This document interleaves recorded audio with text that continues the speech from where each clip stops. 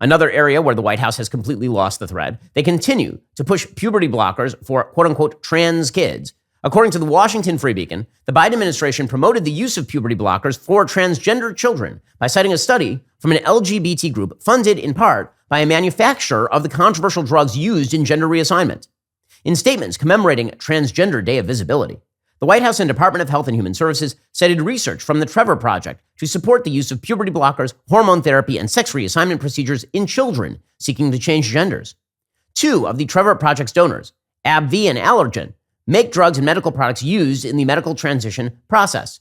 The charitable foundations of both companies give at least $50,000 to the Trevor Project, according to a review of tax documents and the Trevor Project's website. The Trevor Project does not disclose the funding in its research. So in other words, the Biden administration started stumping on behalf of transgender hormone blockers for children, citing research from a 501c3 that takes donations from the people who actually develop the drugs to be used in precisely these type of hormonal perversions. According to the Washington Free Beacon, the Biden administration's support for gender-affirming care, that is the progressive buzzword for gender transitions, comes as conservatives push to stop the prescription of hormones and puberty blockers to children. The Trevor Project study, published in the Journal of Adolescent Health, cited by numerous news outlets, claimed that teenagers with access to drugs and procedures to change genders were less likely to have depression and suicidal thoughts. The organization polled nearly 12,000 transgender and non-binary youth, offering gift cards to some participants. Now, of course, one of the big problems with this is that people tend to self-report that they've done the right thing. Self-reporting surveys like this are not useful, at all. They're pretty much useless all the way through. But of course, this administration has embraced the most radical social policies available. And all of their allies are pushing even more radical social policy. So, for example, you have the Gay and Lesbian Alliance Against Defamation CEO, Sarah Kate Ellis, suggesting to Variety, apparently, quote, "Don't wait until you are in the hot seat." She says, "There's no more time to sit on the sidelines. We need Hollywood on the front lines fighting for our rights and telling our stories." And then this person, this head of GLAAD, again, GLAAD is a Democratic Party associated 501c3, implored Hollywood to, quote, "take meaningful action and will soon convene the biggest brands, agencies, studios, and streamers together with two goals. One, to commit to improving the quantity, quality, and diversity of LGBTQ images, especially in kids and family programming." Especially in kids and family programming. I mean, these folks want to radicalize the country incredibly, incredibly fast. And of course, this has bled over into public schools. There's more and more footage now emerging of teachers indoctrinating small kids in absolute horrendous sexual orientation and gender identity garbage. So, for example, one Kansas teacher was caught on tape talking about how it's necessary to teach kindergartners about LGBTQ plus minus ampersand, percentage sign, star sign, tilde, because there are already kindergartners who are trans, non-binary, etc. No, there are not.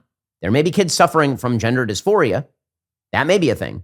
There's no such thing as a trans 5-year-old or a gay 5-year-old. These are non-sexual beings, if you've ever met a child. But here's a Kansas teacher explaining why we need to teach all kindergartners about the vast spectrum that is gender and why boys can be girls and girls can be boys. No problem whatsoever. Again, this is the agenda backed by this White House. And then they wonder why they're unpopular.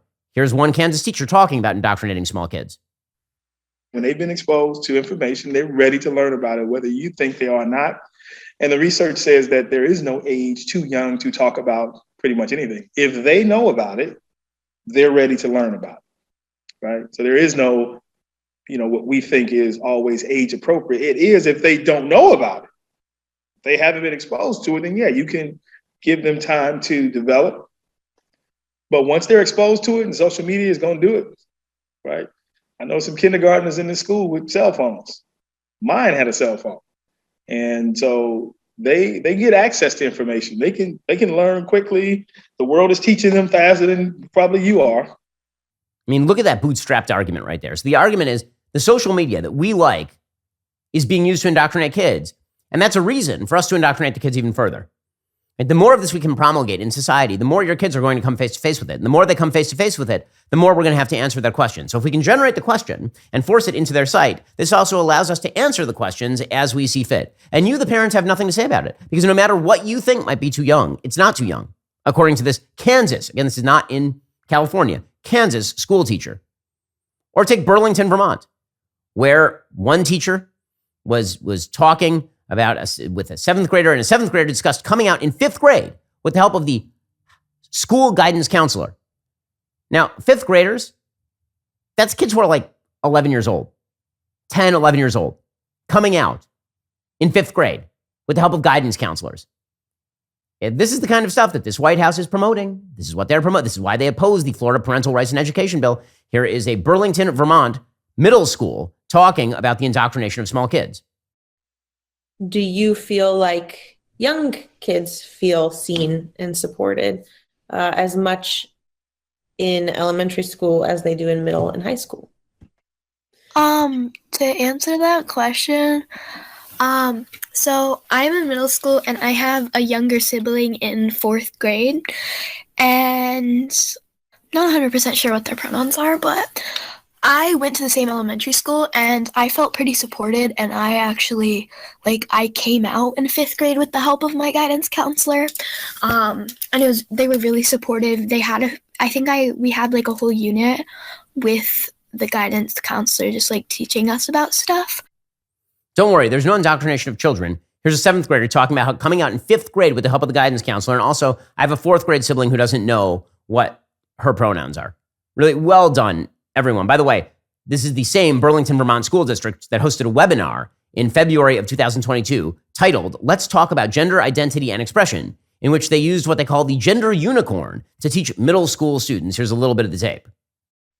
The blue is representing the gender identity. The green, we're talking about gender expression, sex assigned at birth, physically attracted to, emotionally attracted to. There's a whole series on the gender unicorn and lessons that can be used to go over it. I learned about it in a training I went to this fall, and 2 years ago I was in it as well. This is a fabulous tool, especially for visual learners, right? For visual learners. I am a huge visual person. I don't do well with stand and lecture. Give me pictures, please. So they're teaching young kids using a cartoon unicorn about why they can be members of the opposite sex. This is the stuff that this White House is supporting. And then they wonder why it's not working if they bring in Barack Obama to say a few weird words about Joe Biden and make him look absolutely irrelevant.